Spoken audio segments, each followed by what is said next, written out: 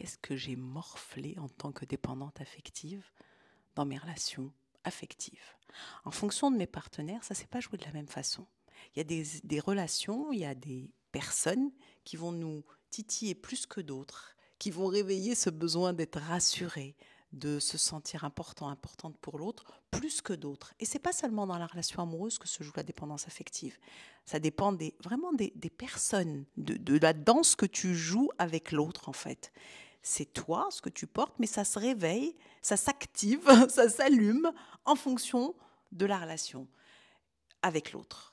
Et c'est ça qui est assez incroyable. Donc ça peut être avec un ami, une amie, un membre de ta famille, ça peut être avec tes enfants, ça peut être avec ton partenaire, ça peut être avec ton ex. Et c'est pour ça que c'est assez subtil ce truc, d'autant plus que paradoxalement dans ta vie, en général, quand tu as cet ADN-là, cette trame-là, tu es souvent très indépendant dans ta vie, souvent entrepreneur, entrepreneuse, battante, battant, courageux, ton caractère. Et donc, ça vient se mettre devant toi sans que tu le vois. Avant de le voir, malheureusement, c'est pour ça que je fais ces vidéos, c'est pour te dire, attends, n'attends pas, malheureusement, eh ben, on se reçoit des claques avant de comprendre. Alors, une, tu te dis, oh, une, c'est l'autre, c'est pas moi. Deux, ah non, c'est encore l'autre. Et puis après, tu te dis, ah ouais, attends, il y a un truc. C'est quoi qu'est-ce qui va pas là-dedans? C'est quoi qui dysfonctionne? Alors, c'est pas vraiment un dysfonctionnement, mais c'est une blessure qui vient te voiler la face et qui vient te déformer la réalité.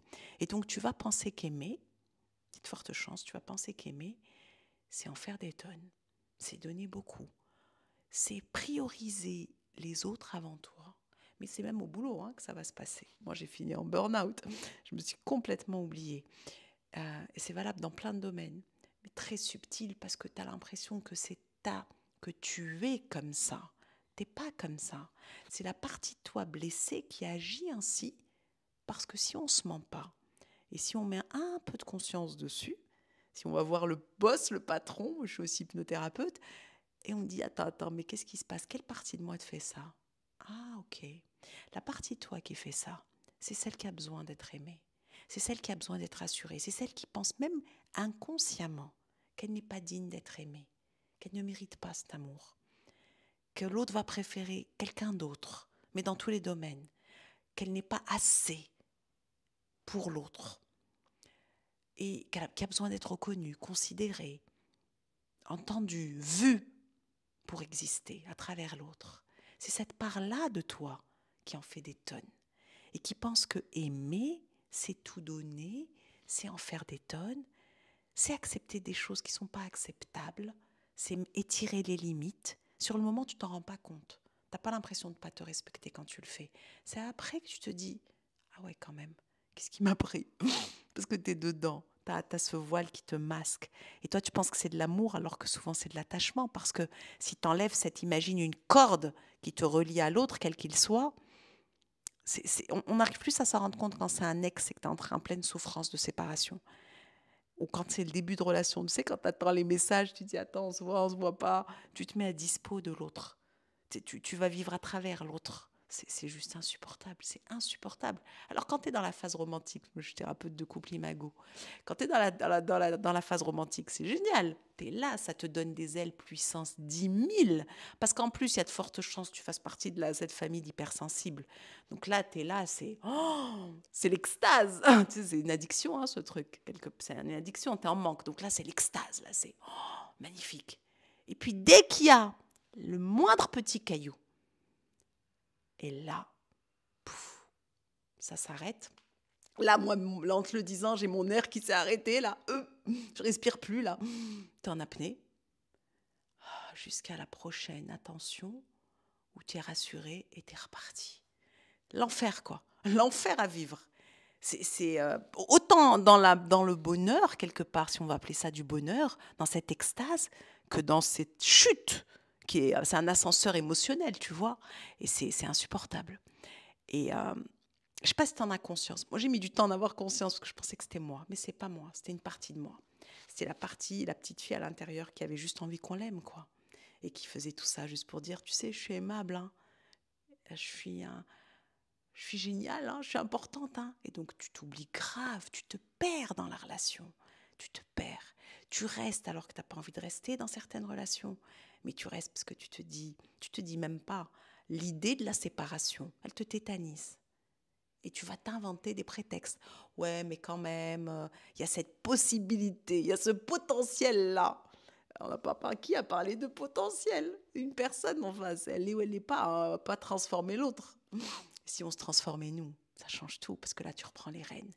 Est-ce que c'est un chemin facile? Je reçois plein de questions, Amel, comment on fait? Donne-moi une astuce. Il n'y a pas une astuce. Je vais te mentir, je vais te dire, il y a une astuce. T'imagines? Allez, il y a une astuce, tu fais ça, c'est bon. Ça s'appelle pas la vie, ça. Ça n'existe pas. En tout cas, je la connais pas, moi.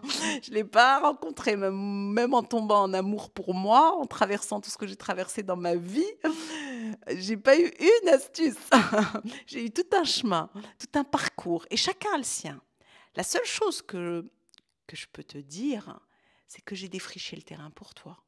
C'est que je suis là pour te guider uniquement, un, si tu en as conscience, deux, si tu es déterminé à en sortir, mais à 0 à 10, à 10 sur 10, 100 sur 10, dans ces cas-là, fais toc toc toc à ma porte.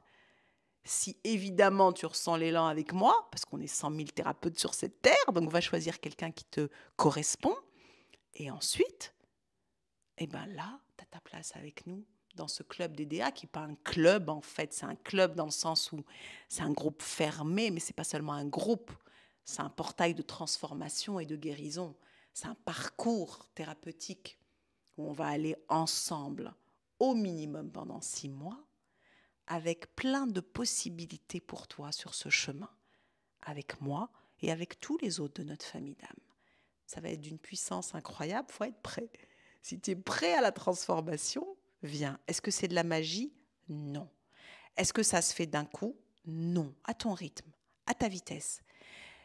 J'ai juste envie de dire que c'est de la magie dans le sens où c'est l'âme agit. J'adore ce truc, l'âme agit, parce que je l'ai vécu dans mes tripes. Quand j'ai donné les rênes à mon âme, elle agit. Et donc là, ça devient de la magie. Donc oui, tu es ton propre magicien et magicienne. Et donc tu vas reprendre les clés de ton cœur, de ton âme, qui va agir pour toi. Et plus de ta tête, plus de tes peurs. Plus je fais ça parce que j'ai peur de perdre l'autre, quel que soit l'autre.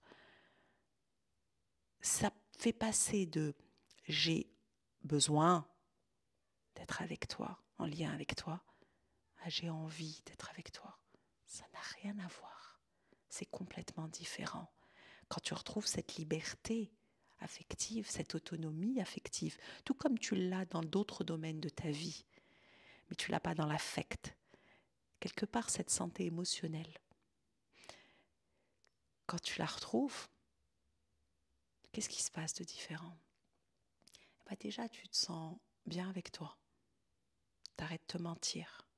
T'arrêtes d'être dans le faire et de te fuir en réalité. Parce qu'on se fuit quand on donne aux autres.